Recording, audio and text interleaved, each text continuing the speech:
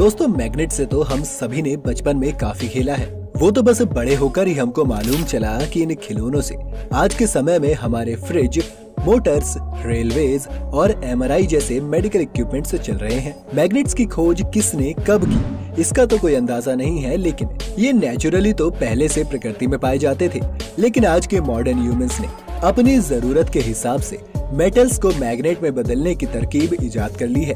तो अगर आप भी जानना चाहते हैं कि किस तरह फैक्ट्री में लोग इन मैग्नेट्स को बनाया करते हैं, तो वीडियो के अंत तक हमारे साथ बने रहिएगा। अगर आप चैनल पर नए हैं तो वीडियो शुरू होने से पहले चैनल को सब्सक्राइब करना और बेल आइकन दबाना मत भूलिएगा। बचपन में तो हमें स्कूल में कहा जाता था कि मैग्नेट्स बनाने के लिए आपको एक कील को एक बड़े मैग्नेट पर हजारों बार खींचना पड़ेगा। लेकिन बड़ी बड़ी फैक्ट्रीज में ऐसी चीजों के लिए वक्त नहीं होता। यहाँ मैग्नेट्स बनाने की शुरुआत की जाती है। साँचों में मिट्टी के भरने के साथ इन सैंड मोल्ड्स को एक मशीन में डाल दिया जाता है और बाहर आने पर इसके सरफेस के डिम्पल्स को स्मूथ कर लिया जाता है। इसके बाद ये मशीन इस सैंड में कई तरह की गैसेस को पंप कर देती है, जिससे केमिकल तौर पर ये मिट्टी साफ सख्त हो जाती है। जैसे ही सैंड सॉलिड में बदलती है, इन स्लैब्स को ऊपर उठा लिया जाता है और एक ही नहीं, कई तरह की सैंड स्लैब्स को बनाने के लिए इसी टेक्निक का इस्तेमाल होता है ताकि हर शेप के मैग्नेट बनाए जा सके। इसके बाद मैग्नेट बनाने के लिए जरूरत होती है मेटल की, जिसके लिए कॉपर, कोबाल्ट, सल्फर, निकल, प्योर आयरन, एल्यूमिनियम और टाइटेनियम के पीसेस को इकट्ठा करके एक इलेक्ट्रिकल इंडक्शन फर्नेस में डाल दिया जाता है, जिसकी पल्सेटिंग इलेक्ट्रोमैग्नेटिक फील्ड इन मेटल्स का टेम्परेचर 1600 डिग्री सेल्सियस तक बढ़ा देती है।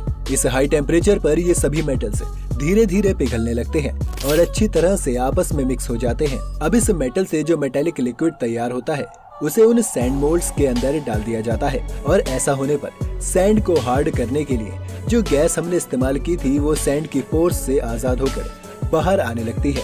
और क्योंकि ये हाईली फ्लेमेबल होती है तो ये जलने लगती है। इस वक्त आपको इन मोल्ड में से लपटें उठती हुई दिखाई देंगी। इसके बाद इन मोल्ड्स को स्लाइड करते हुए फैक्ट्री के एक दूसरे कोने में भेज दिया जाता है, जहाँ सबसे पहले इन्हें एक तरफ गिराया जाता है और उसके बाद कुछ वर्कर्स एक स्लेज हैमर के साथ इसके पास पहुंचते हैं और इसे जोर जोर से हिट करने लगते हैं। हिट करने से ये आपस में चिपकी हुई स्लैब्स अलग होना शुरू कर देती हैं और इनके अंदर हवा घुसनी शुरू हो जाती है। अभी इन पीसेस का तापमान बहुत ज्यादा है, जिस वजह से इन पर ऑपरेट करना काफी मुश्किल है।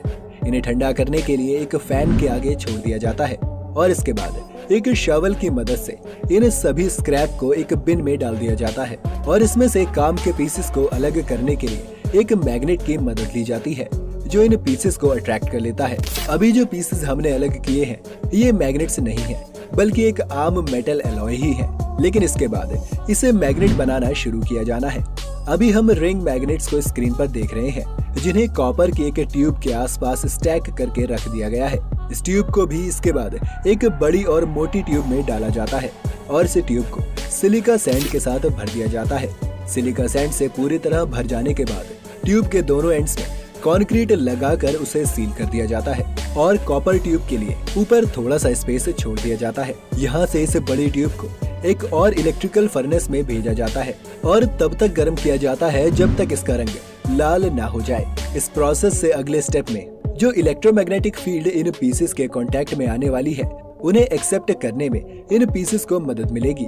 अगले स्टेप में एक इलेक्ट्रोमैग्नेट को उस बाहर निकली हुई कॉपर ट्यूब के अंदर डाल दिया जाता है और चालू करने के बाद ये मशीन एक low voltage high current field इस ट्यूब में से पास करती है। साथ ही मशीन में चलता हुआ पानी इस पाइप के अंदर के मेटल्स को पिघलने से भी रोकता है। ये इलेक्ट्रिक फील्ड इस पाइप में एक सिलेंड्रिकल फॉर्मेशन में दौड़ती रहती है और ये इसकी ओरिएंटेशन को बदल देती है। इस प्रोसेस के बाद अब सूख चुके कंक्रीट को तोड़ा जाता है और अंदर ट्रैप्ड मैग्नेटिक पीसेस को अलग निकाल लिया जाता है।